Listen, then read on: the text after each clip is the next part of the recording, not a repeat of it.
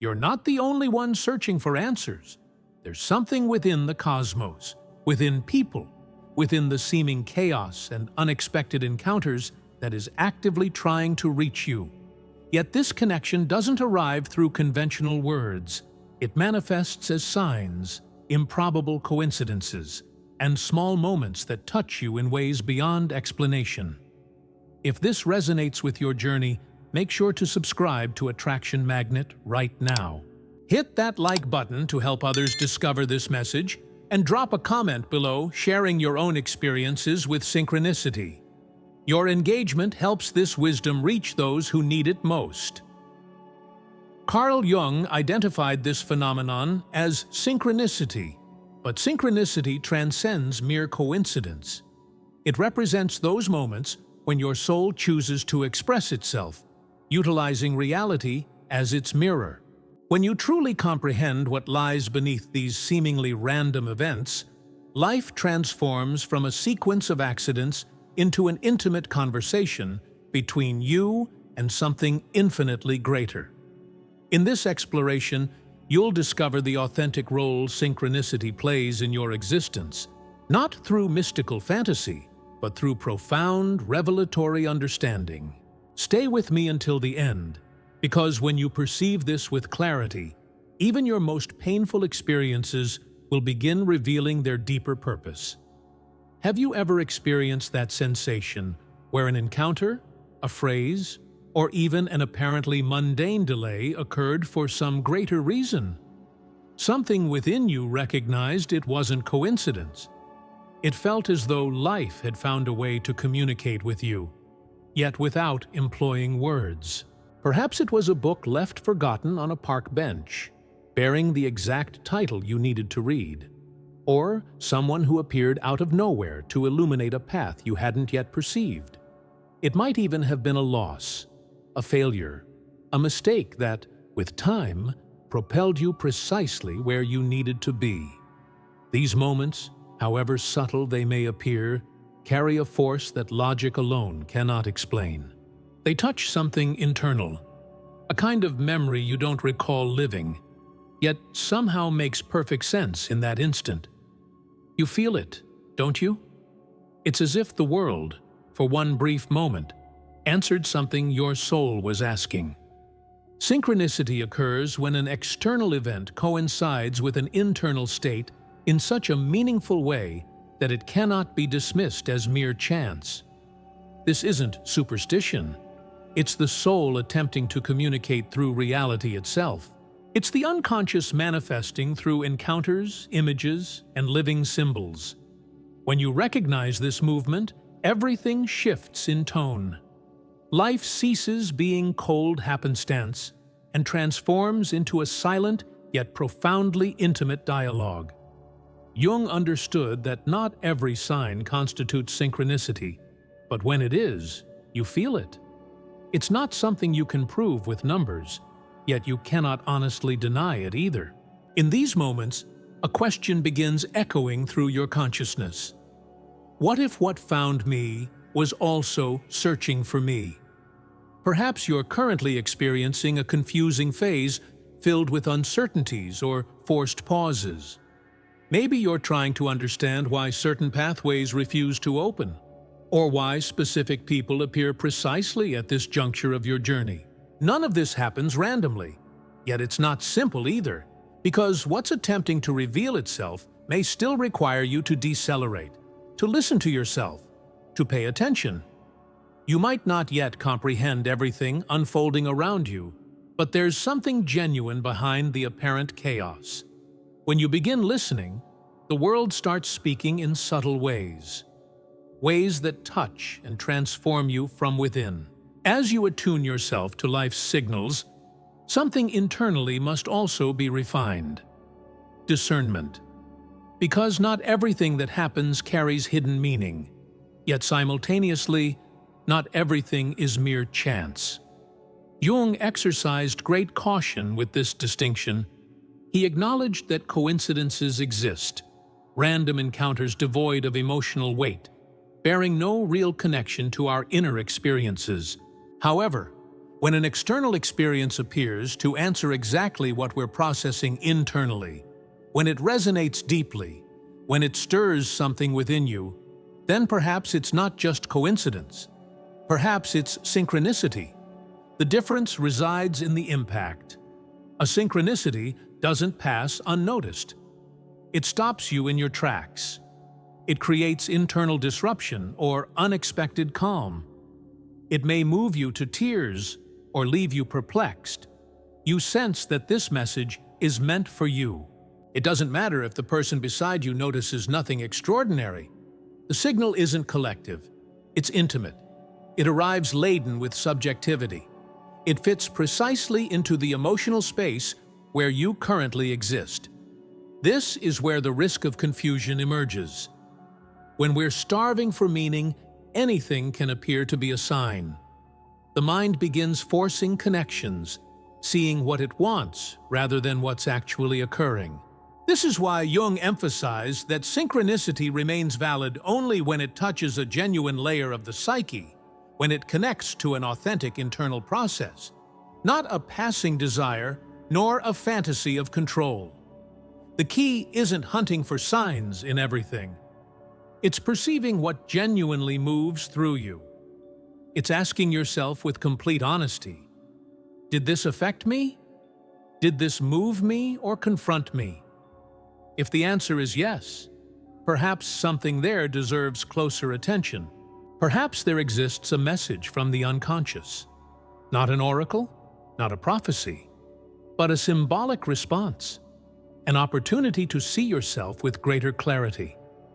Not everything that glitters is light, but sometimes a small spark suffices to reveal you're not lost.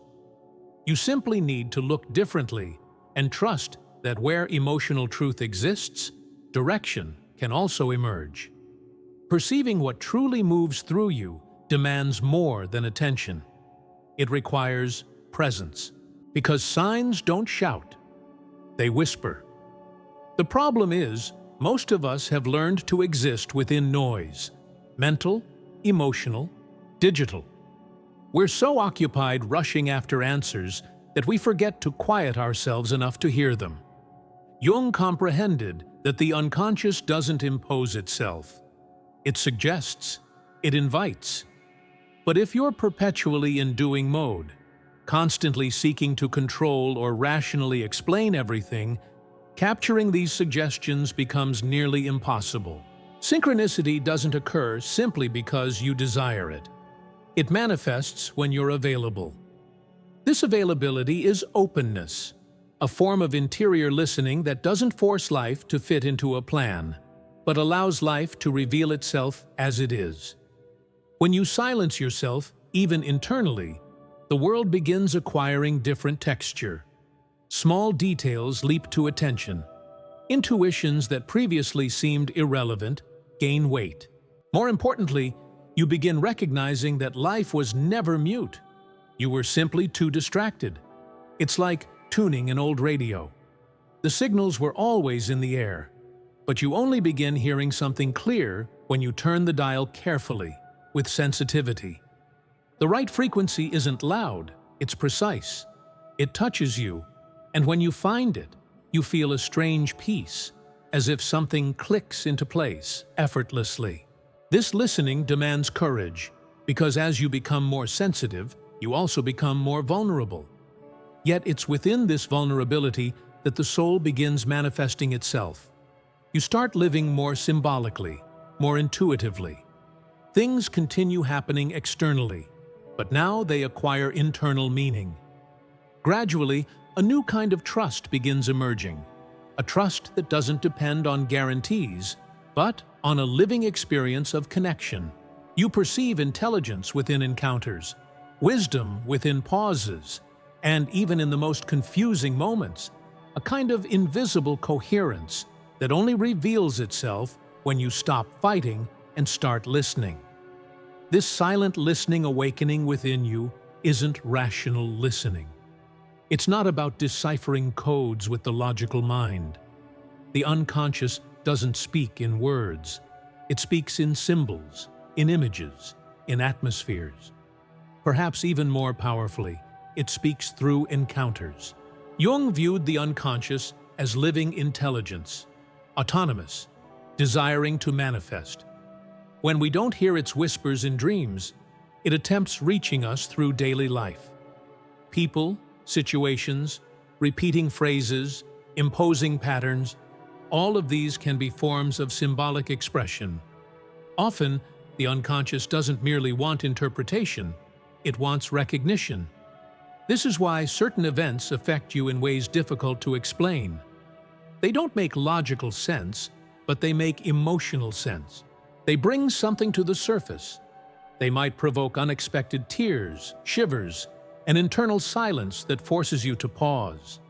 Because these aren't merely facts, they're messages, and not always pleasant ones. The unconscious isn't concerned with your comfort. It's concerned with your wholeness.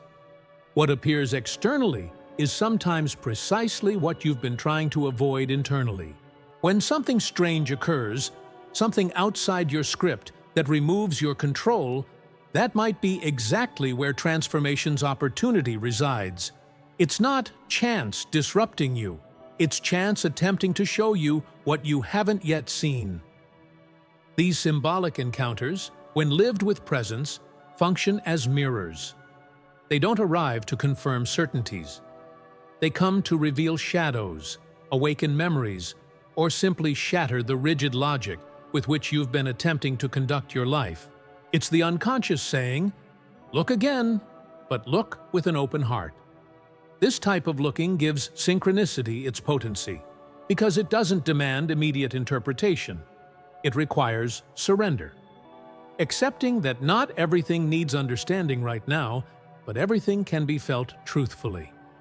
By opening yourself to these symbolic encounters, you approach not only answers, but yourself. Not every symbolic encounter arrives as a gentle gift. Sometimes it comes as rupture, as something that seemed to work suddenly failing, as a person who frustrates you, a closing path, an unrealized plan. The first reaction is almost always pain, rejection, anger.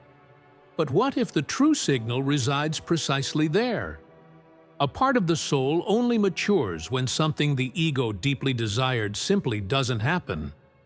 Not because you did something wrong, but because perhaps that thing wasn't coherent with who you're becoming. Jung understood that the psyche seeks integration, not merely realization. This means life sometimes needs to interrupt a desire to return you to what's essential. When you experience frustration, the unconscious may be redirecting. When you lose something, you might be being protected from what you cannot yet see. This isn't punishment, it's coherence. It's the soul's process moving through different logic than social logic. This demands difficult trust from you. Trust that even what hurts can hold meaning, that even what appears as delay might be alignment. Of course, this doesn't justify everything. Not all pain is just, not all loss is signal. But when profound emotional impact exists, when something forces you to reconsider everything, perhaps the universe isn't working against you. It's working in your favor, within a broader plan, a plan still revealing itself. In these moments, synchronicity doesn't arrive as miracle. It arrives as cut. It interrupts an illusion, dismantles an expectation, and reveals a part of you that didn't yet have voice. With time, you perceive that the no that hurt back then opened space for a more truthful yes to emerge later. Not immediately, but in the right time, the soul's time.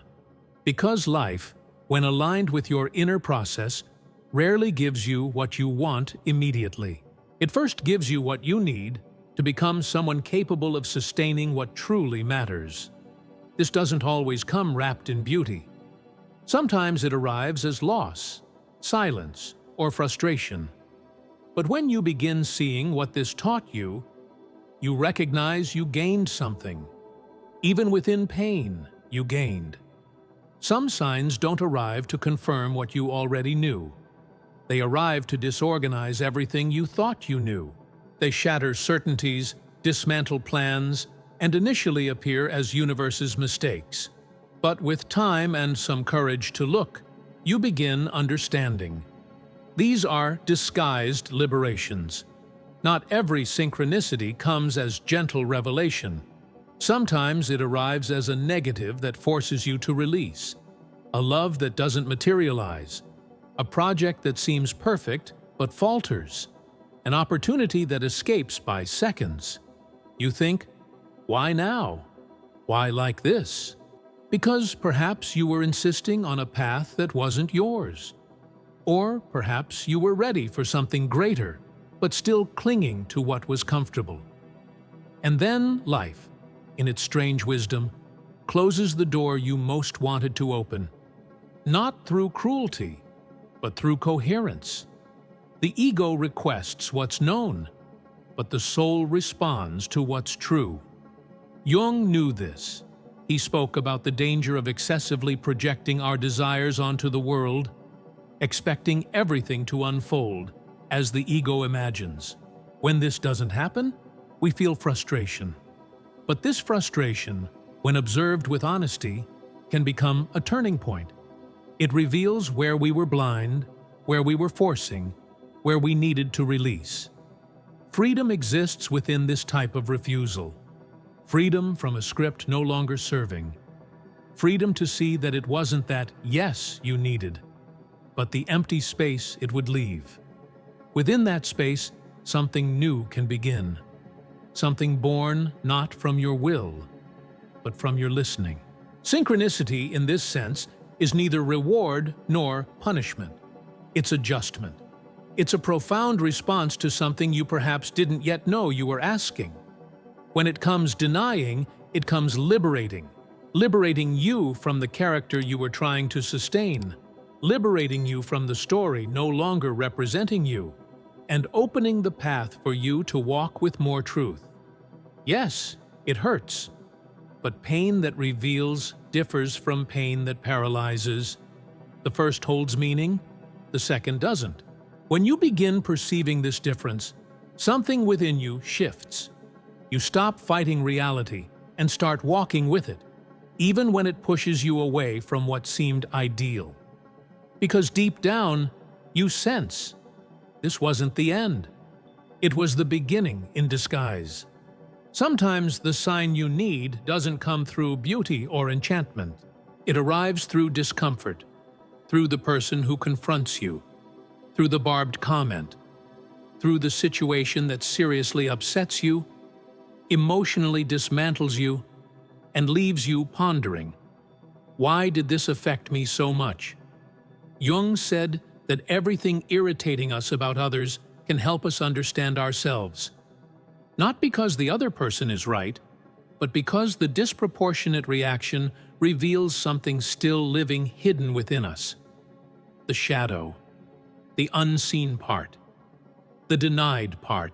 This is where synchronicity can operate less obviously, yet more profoundly. It also appears as friction. Irritation, in this sense, isn't merely discomfort. It's a mirror, something the world shows you unfiltered, so you can see what you don't yet want to recognize. A judgment that wounds you might touch your insecurity. A rejection might reveal your dependency. Another's failure might reflect something of yours you're still trying to control excessively. This isn't easy to face because the first impulse is blaming the other, fleeing the sensation, rationalizing. But when you begin paying attention to what the discomfort wants to show you, something opens. You realize that thing isn't punishing you. It's provoking you, calling you to grow. Synchronicity that provokes is as powerful as synchronicity that enchants, because it reveals unresolved zones, shows where wounds remain open, and with courage offers the chance to heal them. But for this, you must exit the victim role. You must ask yourself, what is this showing me about myself? The answer doesn't always come easily. Sometimes it arrives gradually, in following days, when dust settles and the soul digests the impact. But it comes. And when it comes, it transforms. Irritation ceases being merely exhausting. It becomes signal. You begin thanking even the stumbles because they removed you from autopilot and returned you to contact with who you truly are. Maturity is required to see wisdom within friction. But when you reach this point, everything becomes consciousness material. Even pain, even anger, even that uncomfortable encounter you wanted to avoid. Because ultimately, the universe doesn't want to please you. It wants to awaken you. After so many provocations, moments exist when life speaks with clarity, through a serene yet firm impulse, almost like a silent push from within. It's when the soul says, "Go." You don't have all the certainties, you don't have control, but something within you knows the time has arrived to move, to say yes, to change course, or simply trust. This sensation doesn't arrive accompanied by anxiety. On the contrary, true intuition is calm, simple.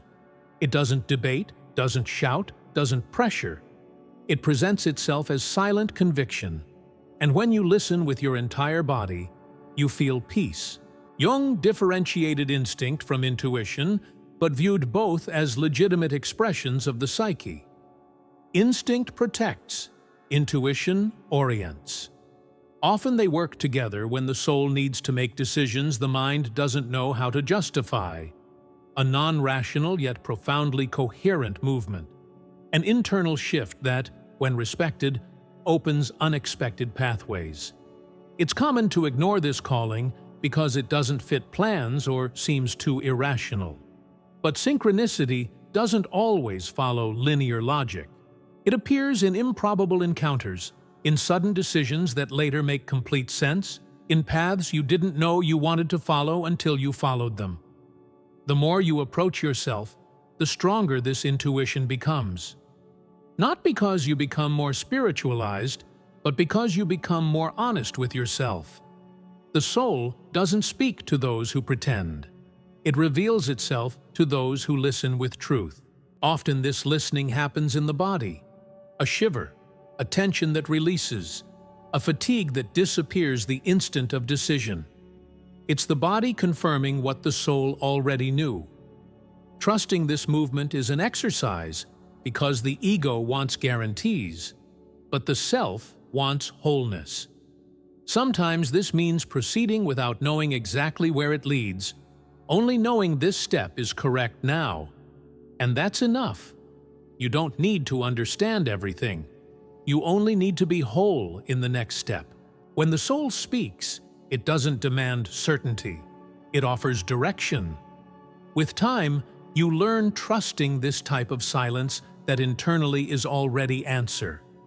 As you open yourself to listening to yourself, something curious begins happening. The surrounding world also starts responding with subtle movements. People who emerge at the exact moment. An unexpected invitation. A book passage that seems written specifically for you. As if life is seeking you while you seek it. Jung said that when seeking the self also moves in your direction. It's as if, by taking the first step toward your essence, a greater intelligence begins organizing the path. This isn't about magic, it's about attunement. When you're aligned with your interior process, what happens externally begins reflecting this alignment. The most beautiful aspect is these encounters aren't forced. They happen when you stop chasing what should be and start living what is. It's in this state of presence that the new has space to enter, that the unexpected can become revelation. Often what you need isn't running more, it's becoming available. This availability is born when you begin trusting that not everything depends on your strength, that a part of life exists that responds to your surrender, not your effort, and that this response arrives through paths control could never construct. You don't need to manipulate reality to bring you what makes sense. You only need to be awake, because when you're awake, you recognize, you see the sign, you perceive the value of a simple encounter, of a casually spoken phrase, of a coincidence that moves through you. None of this is predictable, but it's profoundly coherent. Because ultimately, you're not merely trying to reach somewhere, you're being called.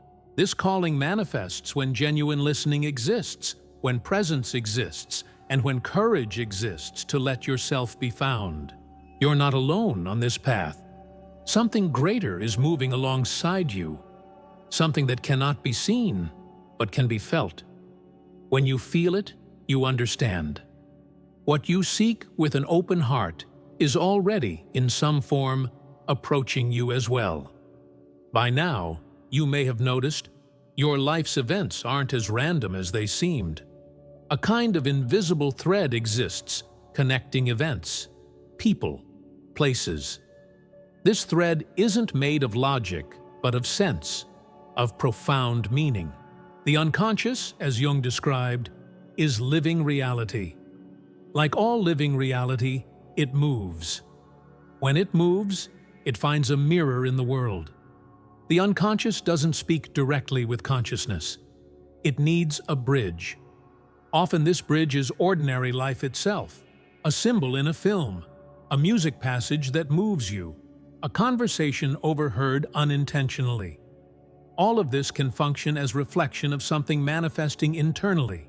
Life transforms into a symbolic surface where what was hidden gains form. This is why certain situations repeat, certain patterns return. Not because you're trapped in a curse, but because something within you hasn't yet been seen with sufficient depth. The world insists on showing because the soul insists on being heard. When you begin looking at events through this symbolic filter, something changes, not in what happens, but in how you interpret. Chance ceases being an unpredictable enemy and becomes a revelation tool. Not everything holds profound meaning, but many things do, and they were passing unnoticed. The unconscious needs life's matter to reveal itself. It expresses through the external, yet always in harmony with what's being gestated internally. This dance between internal and external is what makes synchronicity so potent. It's the instant when the mirror reflects with precision what the soul is attempting to say. You don't need to decipher everything, don't need transforming each event into a thesis, but you can learn asking yourself with sincerity, why did this touch me? Or, what is this repetition trying to show me? These questions alone shift the state of presence. When presence exists, integration possibility exists. Because the world around you isn't separate from you, it's part of your process. The more conscious you become, the clearer the perception that chance, when seen through the soul's eyes, is actually a carefully camouflaged guidance system. As you become more sensitive to what moves through you, something begins changing, not only internally, but externally as well. Reality continues being the same, but how it responds to you no longer is. Situations gain new contours, people arrive with different roles, the timing of things adjusts, and you begin noticing that when genuine openness exists, life also opens. This change doesn't come from expectation, it comes from surrender. Not from crossing your arms awaiting miracles, but from stopping forcing what doesn't flow. A difference exists between passivity and trust. The first paralyzes, the second permits. It's within this permission that synchronicity finds space to act. You're no longer trying to control each step. You're learning to walk with consciousness, willing to feel, to wait, to act when it's time, and especially to listen when the soul says, "Not yet." This refined listening transforms how you live. Urgencies diminish, anxiety quiets, and in control's place, a type of trust is born that can only be cultivated through practice. Precisely when you release, you begin receiving. Not anything, but what truly makes sense, what converses with your moment, what fits with your soul.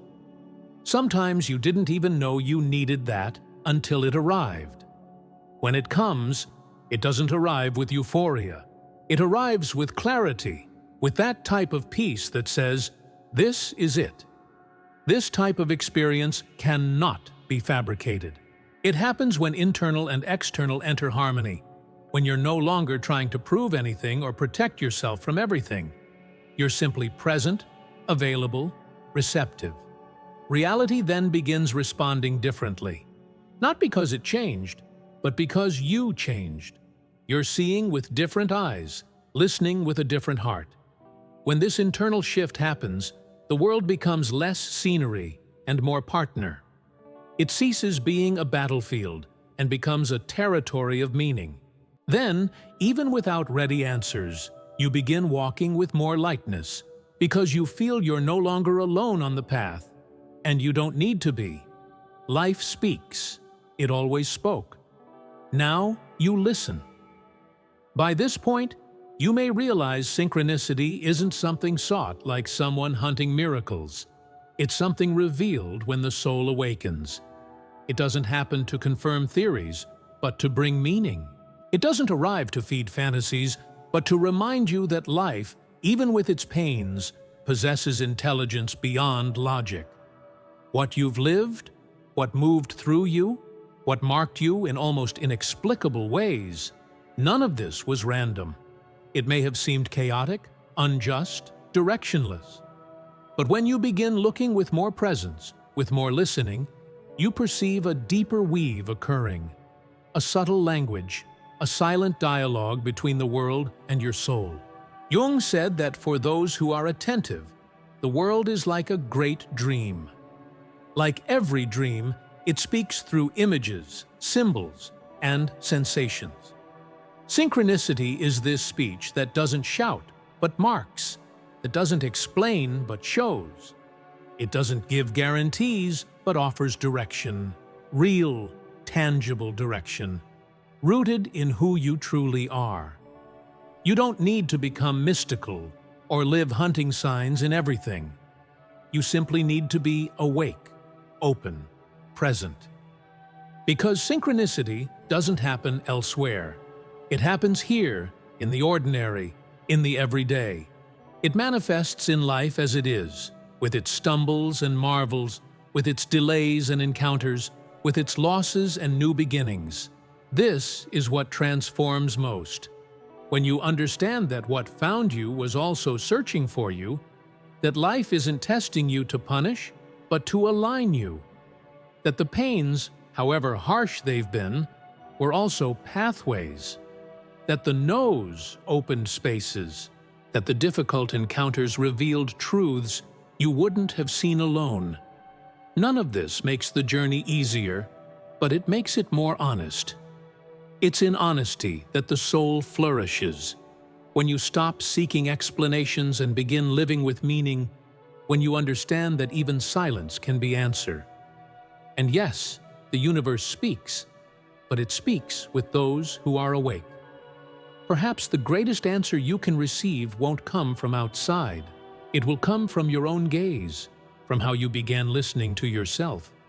Because it's from this place that everything changes. Not suddenly, but from inside outward.